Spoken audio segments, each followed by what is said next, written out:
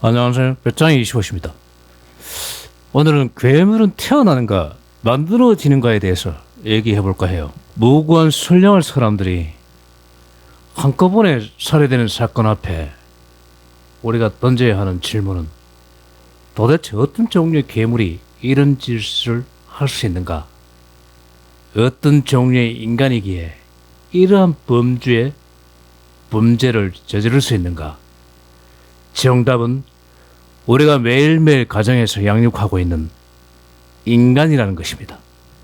2차 세계대전 동안 근접 전투에서 싸우는 소총수 중 실제로 총을 발사했던 병사는 단 15% 내지 20%에 불과했습니다.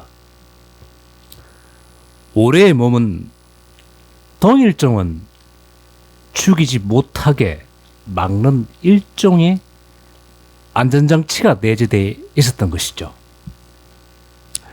그래서 60년대부터요, 사격 표적을 인간의 모양으로 바꿉니다. 요란한 총기 학살자가 아닌 아주 평범하고 친절하며 고요한 침묵의 괴물 사이코패스에 대해서 많이 들어보셨을 겁니다.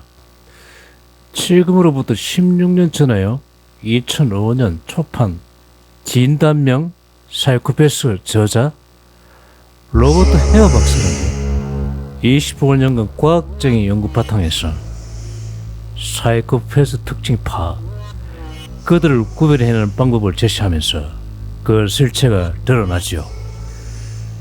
일반적으로 영화에서는 주인공이 이 넥타이맨 뱀들에게 친구, 가족 등이 잔인하게 살해당하고 고사의성으로 살아서 사이코패스를 응징하지만 현실에서는 그 반대로 잔인하게 살해당하거나 재정적 피해를 범으로 오히려 사이코패스가 주인공이 되죠.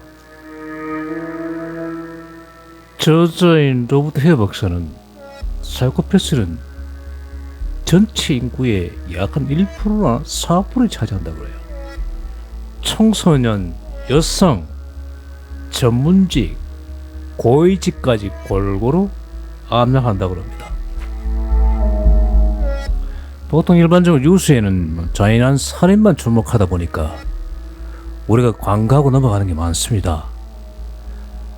끊임없이 거짓말하면서 남의 비용으로 사는 것도 일종의 사이코패스라고 그래요.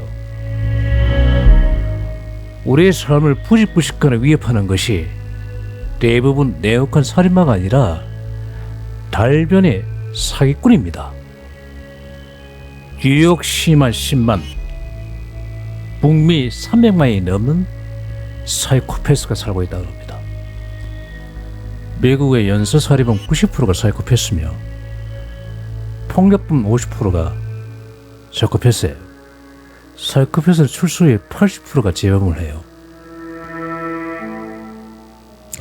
이 사이코패스는 양심을 관리하는 그 뇌의 전두엽이 망가졌다고 그래요.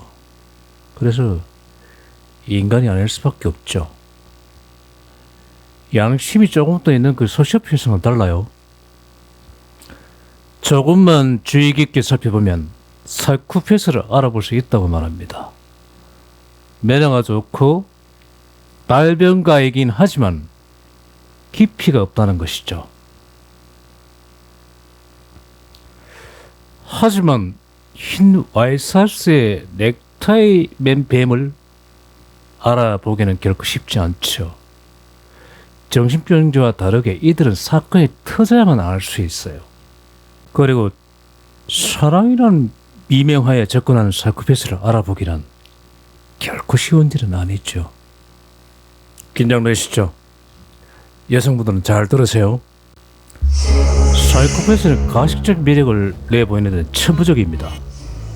이른바 가스라이팅 수법을 쓰죠. 속이고 혼란스럽게 해 상대의 확신과 현실감을 서서히 약화시켜 오히려 자기 자신이 의심에 빠져들게 만들죠. 이건 거의 살아있는 귀신이죠.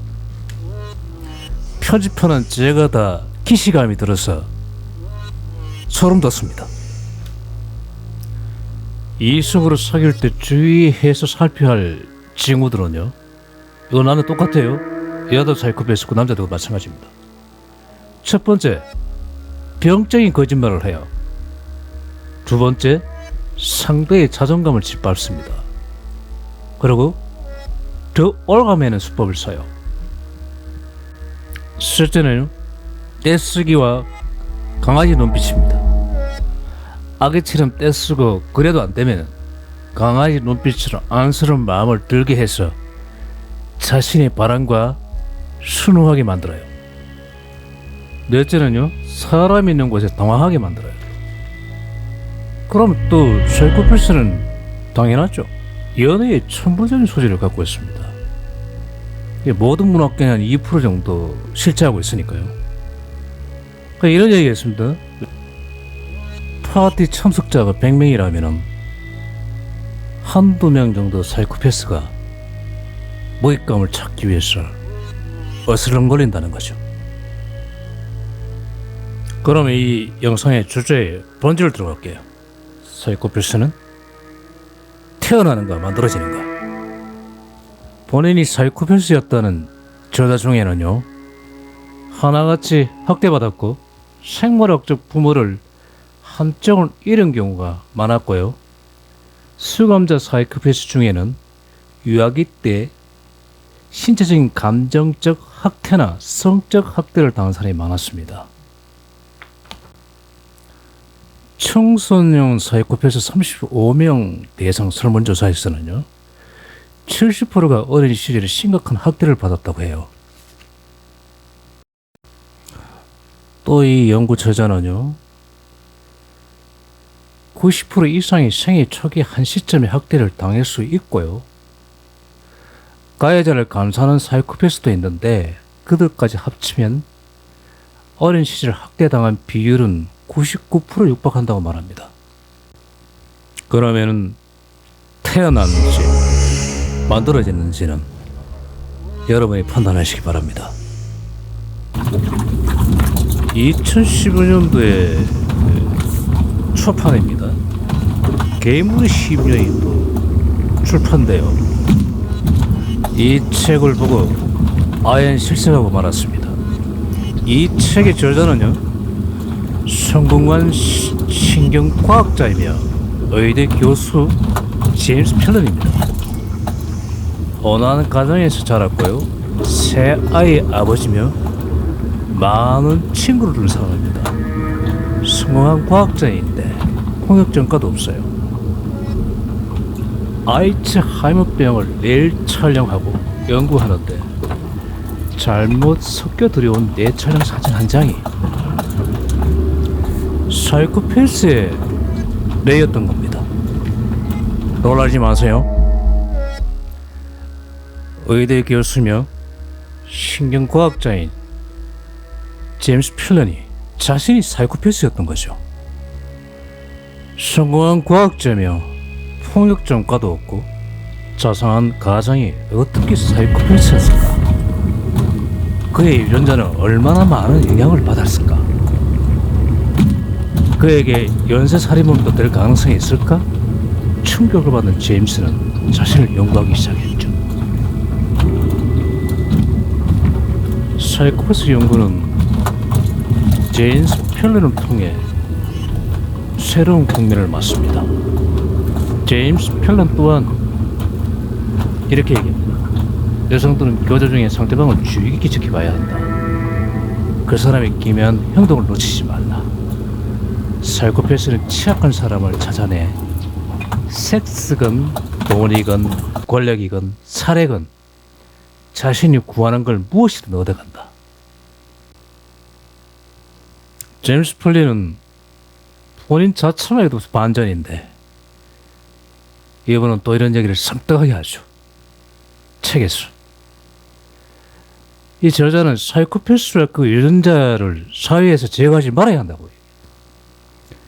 캘리포니아 공과대학 최근 실시 연구에서요, 전사 유전자를 가진 사람은 위험한 상황에서 결단을 잘 내리는 것으로 나타났다고 합니다.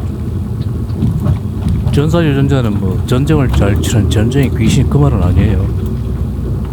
이 유전자를 가진 사람은 불확실한 시기라도 새로운 시장을 진출하거나 최악의 상태에서 군대를 움직이거나 민족을 데리고 새로운 곳을 개척하거나 그런 기질을 갖고 있다고 합니다. 그리고 이 사람은 또 사이코패스 진단표 25 내지 30점 사이코패스는 위험하지만 20점 언저리의 사람들은 필요하며 그들을 제거해버리면 인류는 사라지고 말 것이라고 말을 했어요. 제임스 펠레는 자신을 연구하던 중에 그의 어머니가 조심스럽게 그의 조상들 중에 가족을 7명이나 살인한 살인마였다는 사실을 알게 됩니다. 아이러니하게도 그의 조상들은 다른 이에게는 손톱만큼도 피해를 주지 않았어요.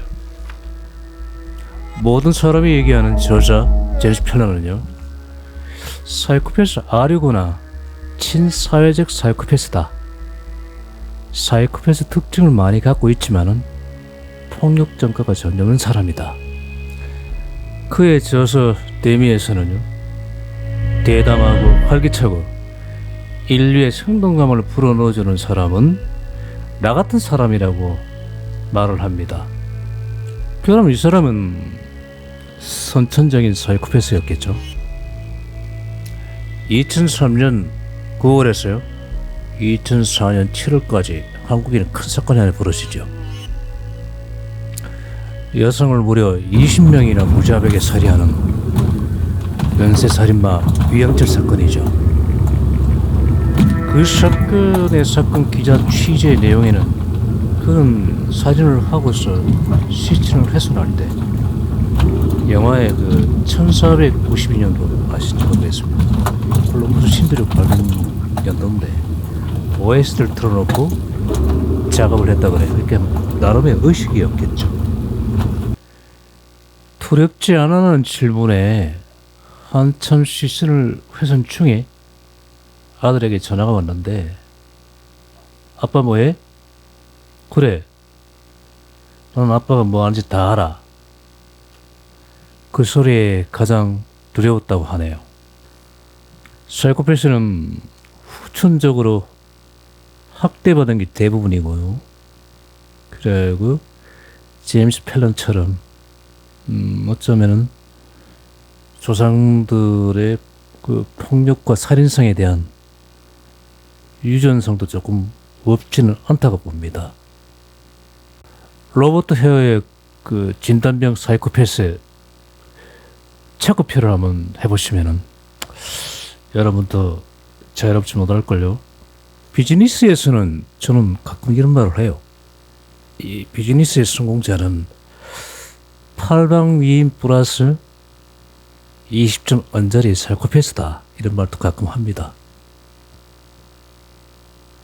방금 제가 말을 했던 거는 순전히 배짱의 생각입니다.